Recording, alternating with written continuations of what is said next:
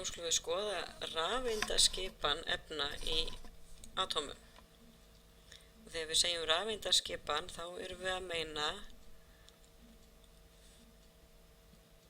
á hvaða hvolfi finnum við rafeindir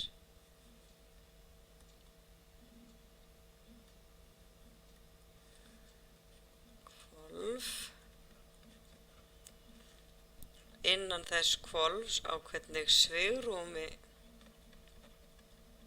rafeindin og hvaða möguleika höfum við á að raða þessu saman. Hvolfin eru númeruð einfaldlega frá kjarnanum. Hvolf 1 er næst kjarnanum, svo kemur hvolf 2, 3, 4, 5 og svo framvegis. Fræðilega séð getum við bætt við endalausum hvolfum.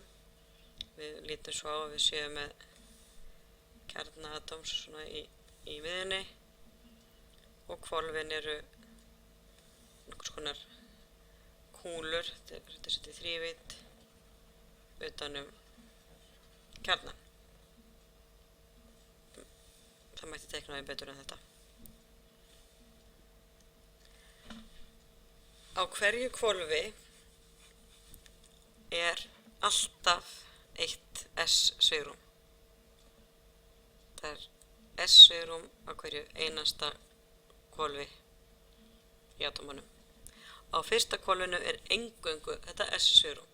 Svigrúmin má líta á sem undir hvolf. Við skoðum myndir af þeim hérna rétt á eftir hvernig þau líta út, svona allavega þessi einföldustu. Og S-svigrúmin eru bara kúlulaga undir hvolf. Hvolf 1 inniheldur bara þetta eina S-svigrúm en hvolf 2 inniheldur líka P-svigrúm. Og þau eru 3 talsins. Á hvolfi 3 er líka P-svigrúm og D-svigrúm. Þau eru 5 talsins. Getum vilja skrifa þetta kannski bara hérna með öðrum lit. Það er sem sagt, það er alltaf 1 af S-inu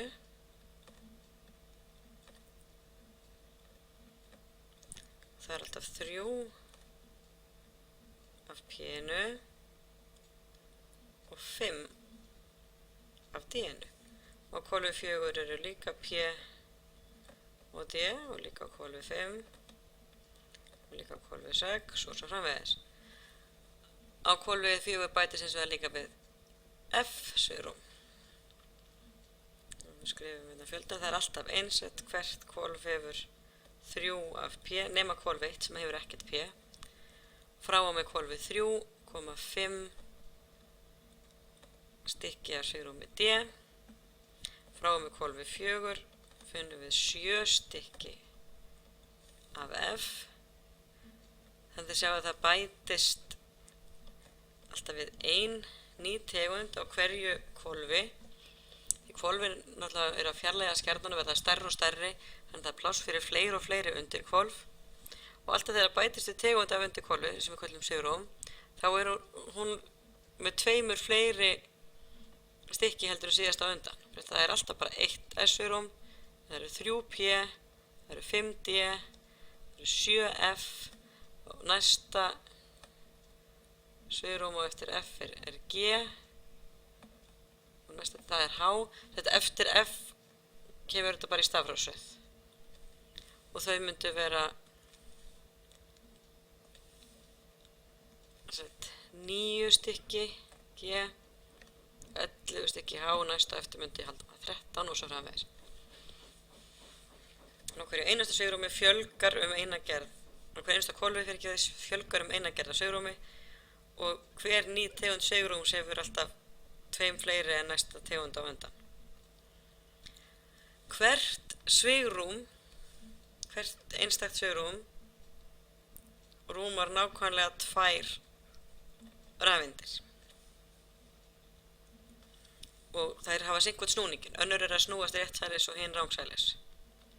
Þannig að á hvolfi 1 eru bara 2 rafeindir, því það er bara 1 svigrúm þar og það er pláss fyrir 2 rafeindir. á hvolfi 2 eru 8 rafeindir, sem það koma 2 frá S og 6 frá P. Þetta eru 3 svigrúm, 2 í hverju. Þannig að þetta eru 2 pluss 3 sinnum 2 eða 8 alls. Á svigrúmi 3 getum við haft 18 rafeindir. Þessar 2 og þessar 3 sinnum 2 og svo 5 sinnum 2 á D. Og að samanskapi getum við haft pláss fyrir 32 rafeindir á hvolfi 4, 50 á hvolfi 5, þá erum við 2 pluss 6 pluss 10 pluss 14 pluss 18 og svo hérna pluss 22 í viðbót, þannig að og svona geti ég haldið áfram. Þetta er sér hvað ég hef að hámarki pláss fyrir margar rafeindir. Þegar að rafeindirnar raðast inn á atómin þá gerist það ekki endilega í þeirri röð sem að stendur hér. Það byrjar þannig en svo breytist það fljótlega. Og við kannski teiknum aðeins hérna upp, sem sagt orkan í þessu lítur nokkuð veginn svona út. Þetta er bara hækkandi orka.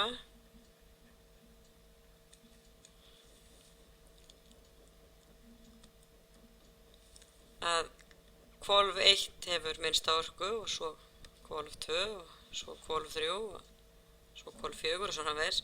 Þannig að orkan er minnst næst kjarnanum og stöðugar rafeindir, þær sem eru stöðugastar leitast við að hafa sem lægsta orku.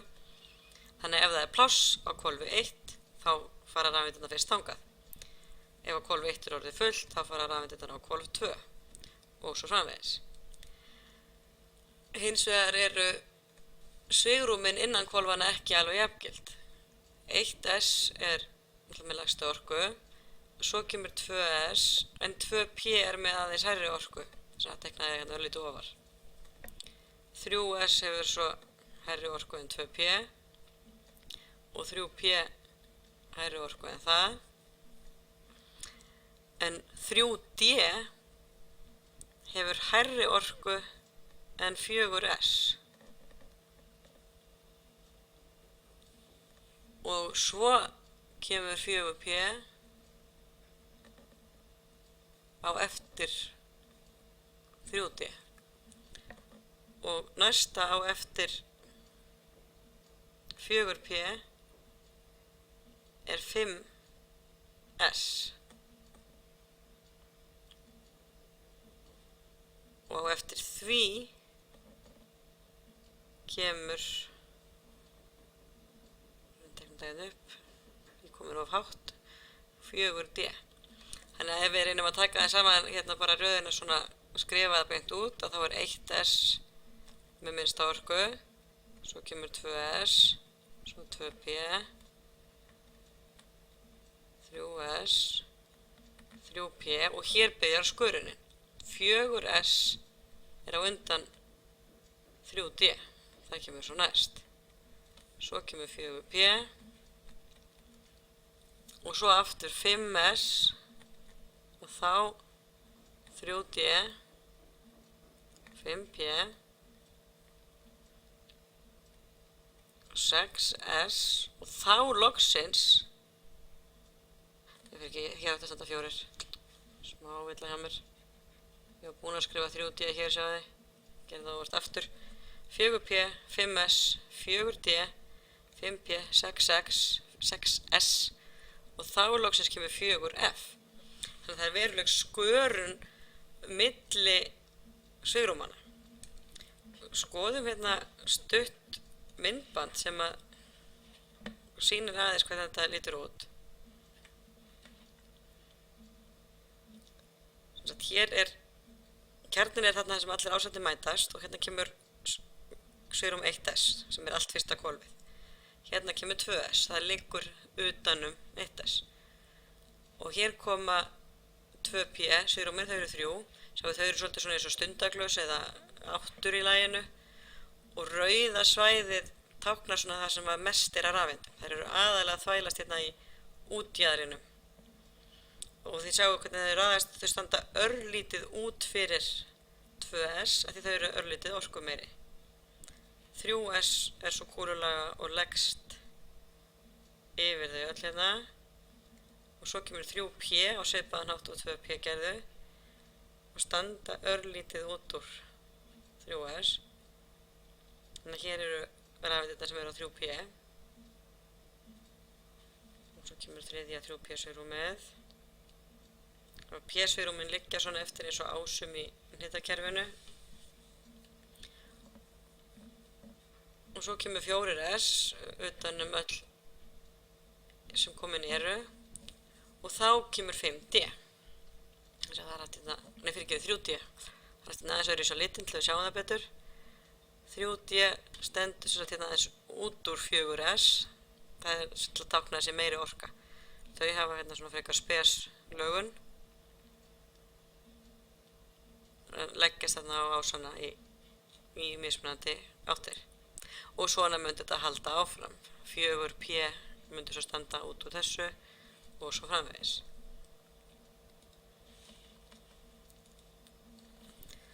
Þannig að þegar við erum að segja rafeindaskipan einhvers efnis, þá viljum við skrifa á hvaða hvolfi og á hvaða svigrúmi geymir viðkomandi efni rafeindir. Við erum að gera nú sér myndband sem að sýnir nokkur dæmi það en ljúka þessu með því að benda á þessa mynd hérna sem er svona almenn mynd af lotukerfinu. Hérna sem sagt er vetni, þetta er ekki nóg gott. Hérna er vetni, hérna er helium og svo framvegis sem að sýnir hvernig maður getur séð út úr lotukerfinu hvaða rafeindahvolf eru sem sagt, og svigrúm, ekki bara hvolf, þetta er líka svigrúm, eru þau síðustu sem eru að fyllast.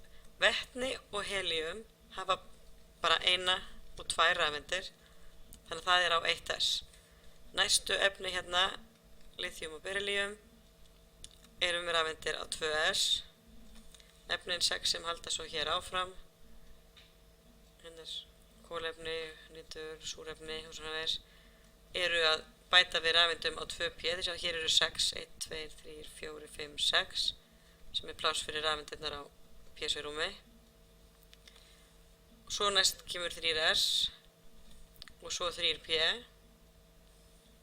Efnin hérna, kalíum og kalsíum, eru að setja inn á 4S, hérna byrja að setja sköruninn og fyrsta lína af hliðarmálmum er með 3D og þess að það eru 10 flokkar af hliðarmálmum enda 10 rafeindir sem komast inn á 3D. Svo tekur 4P hérna við, 5S, 4D, þess að þetta er alltaf bara í röð, 1, 2, 3, 4 og 3 er hérna einu lægra, D er einu lægra en S-ið. Og þegar við erum komin upp í 5P, byrjum við á 6S og þá færist það hérna niður í 4F. Ef þið skoðið lotukerfið sem þið sjáið sætistölunar, þess að talningin heldur áfram hér. Og hér eru 14 breytir fyrir 14 rafeindirnar sem passa inn á 4F. Þegar að 4F er búið þá höldum við áfram yfir í 5D og svo endur tekur leikur þessu hérna í 7S yfir í 5F. Það er sem þetta að horfa á lotukerfið og sjá hvaða svigrúm á hvaða hvolfi við erum að bæta rafeindum í. Skoðum það betur í öðru myndbandi.